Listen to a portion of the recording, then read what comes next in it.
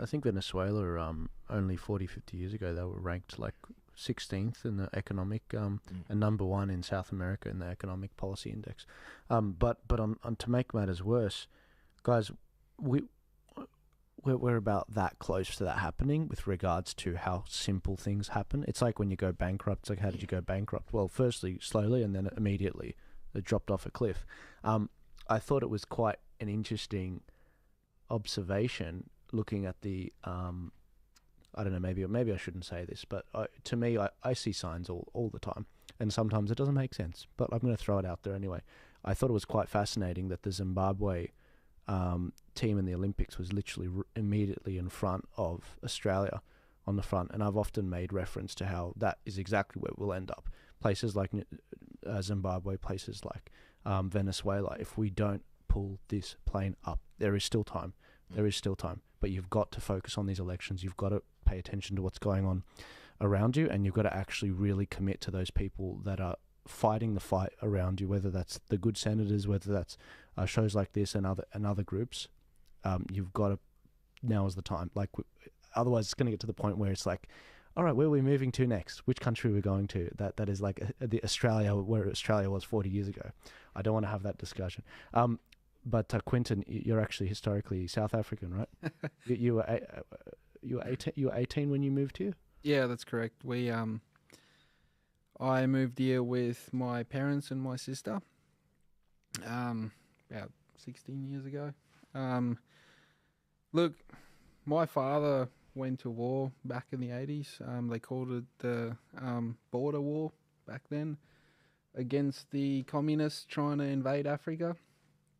Out of that, I've seen governments change from the apartheid era into they called it the new Rainbow Nation.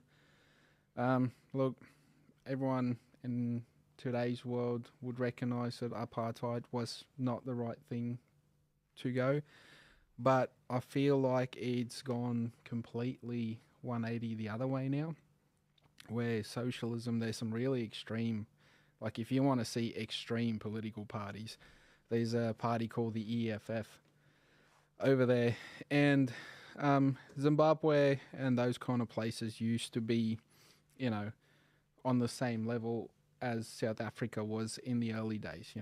A lot of our people from the 1600s that got there, claimed their land and started farming, and it was a really successful place. South Africa had actually one of the strongest military in the world. And we've seen the ANC was actually part of, the party that Mandela was part of.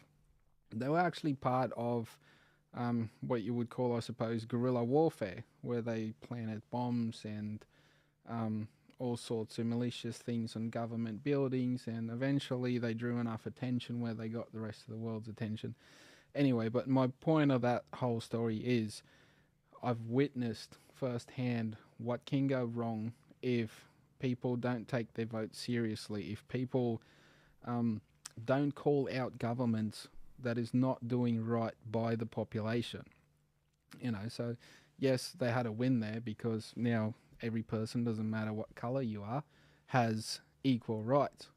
But now they've created a sort of a reverse of the role there, and I won't go into all of the politics about it, but there's sort of that reverse apartheid now because, some of them holds a grudge because of what happened back in the day.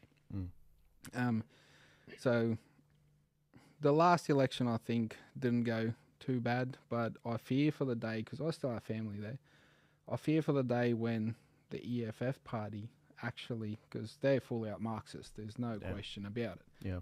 I fear for the day when they actually get the numbers to control government, and because they're talking about things like reappropriation of land and, without compensation, and free university for all of them.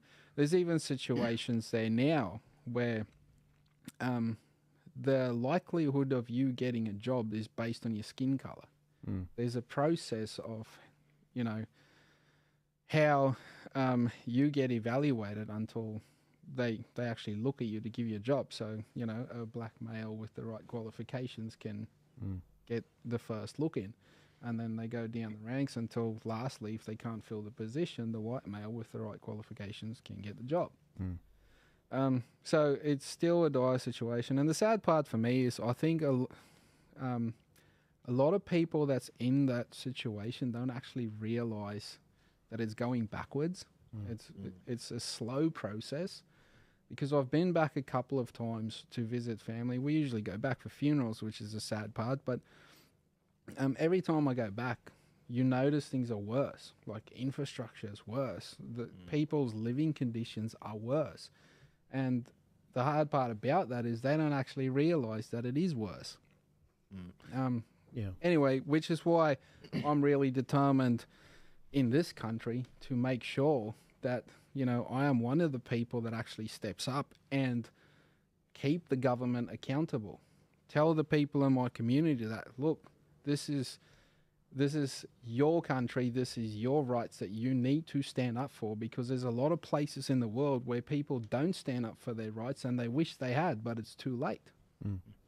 Just want to say it's pretty remarkable, because you don't have your South African accent anymore fully. I reckon I can hear a bit of it. Picked up the Aussie ways, and yeah, people pick it up after they hear I was South African, but my friends used to take the piss out of me at school for it, so I learned pretty quick. No, it's. Sorry, Ben. I was just going to say one thing. I had a family friend who he served in the South African Special Forces in the 80s, and he actually fought in Angola. And one of the comments that he made is, when they would actually capture like black Angolans, and they had a mercenary unit, the South Africans, that was full of Angolans as well. They would be begging, don't hand us over to this mercenary unit, because they'll be more brutal to us than you will. And that just goes to show you that the Marxism and the communism, that how brutal they can be to one another, and that the hatred that they develop for each other, it ruins people, it ruins nations. And look at what it did to those Angolans who weren't communists versus ones that were. And they would murder each other over it.